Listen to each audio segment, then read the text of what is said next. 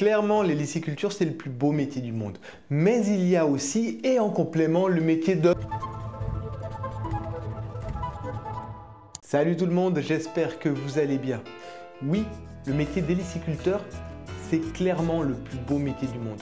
J'ai encore rien vu de plus classe que d'élever ces petits mollusques. Parce qu'au premier abord, ils sont marrants avec leurs coquilles. Ils avancent tout doucement et ils sortent quand il pleut. Mais c'est beaucoup plus que ça. C'est littéralement des dinosaures. Ils ont survécu à plusieurs grandes extinctions. Et puis c'est pas rien de le dire parce que pour se défendre, ils n'ont pas de dents, ils n'ont pas de canines, ils n'ont pas de griffes, ils n'ont rien du tout. Ils ont un peu de calcaire et un peu de mucus qui colle. C'est tout, rien d'autre.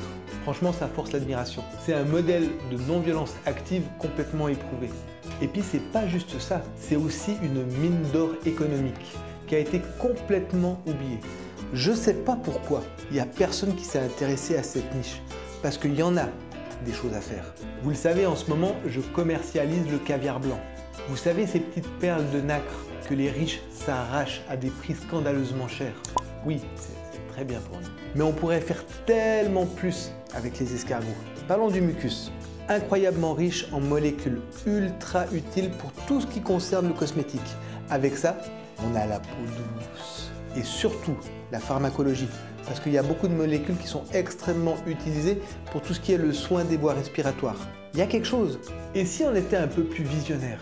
Leur coquille en forme de spirale, une forme absolument parfaite pour emprisonner l'air. Moi, je ne serais pas surpris qu'un jour, des industriels commencent à développer des choses avec les coquilles dans le domaine du bâtiment, pour les isolants. Il y a quelque chose de très chouette à faire à ce niveau-là aussi. Sans oublier que l'escargot, avec son indice de reproduction qui est complètement incroyable, pour un escargot, on peut avoir 100 bébés. Alors oui, dans la nature, ça leur est vachement utile, parce que l'escargot, malheureusement pour lui, il a un peu tendance à se faire bouffer par tout le monde. Mais en environnement contrôlé, il n'y a plus le souci de la prédation et on profite pleinement de cette capacité de reproduction qui est énorme. Alors imaginez les quantités de nourriture riche en protéines animales. Parce qu'il faut bien le dire, des situations dégradées en termes de géopolitique, dans le monde il y en a. Il y a des gens qui ont faim. L'escargot, ça peut être une alternative durable. Parce que ça produit rapidement de la nourriture et ça consomme peu d'énergie en plus. Puis ça ne s'arrête pas là. Les coquilles incroyablement riches en calcaire. Pourquoi pas imaginer un jour qu'on utilise tout ce calcaire pour enrichir le sol agricole? Vous imaginez des champs enrichis à l'escargot? Il est rentable jusque dans ses excréments. Parce que oui, les excréments d'escargot, c'est super riche en azote. Là aussi, il y a des choses à faire. En fin de compte, partout où on regarde, l'escargot peut nous apporter quelque chose. Puis ce que j'adore, c'est que c'est un animal qui est très vieux. Souvent, on entend dire que l'avenir est dans le passé. J'ai l'impression que cette citation, elle a été inventée spécifiquement pour l'escargot. Ouais, je crois bien ça. Et à force de m'imprégner de l'univers hélicicole, j'ai découvert un autre métier, tout autant incroyable, tout autant passionnant.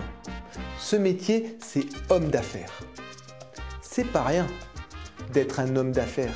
Mais c'est quoi être un homme d'affaires? Déjà, il faut bien se rendre compte que les hommes d'affaires, c'est comme les cassettes VHS. C'est en voie de disparition. Il n'y en a bientôt plus. À l'époque de la révolution industrielle, il y en avait plein. Ils ont tout inventé. Les machines agricoles, toutes les technologies, tout le confort qu'on a, c'est eux qui l'ont inventé. Et ils n'avaient pas d'intelligence artificielle. Ils n'avaient pas Google non plus. Non, ils n'avaient que ça. Et ça marchait bien. S'il y a bientôt plus d'hommes d'affaires, c'est parce que les gens ils ont l'impression qu'ils ont déjà tout inventé. Spoiler alerte, c'est faux. Tout reste à inventer. On est au commencement du début de la première page. En fin de compte, un homme d'affaires, c'est avant toute chose un rêveur qui a la capacité de voir des choses possibles.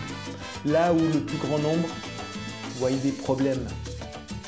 C'est un fanatique de l'optimisation, un architecte de l'ergonomie. Parce qu'avoir une idée, c'est très chouette. Et ce qu'il y a de bien, c'est que tout le monde en a plein des idées. Il faut juste être capable de faire le petit deuxième pas et se dire, et si je faisais un montage?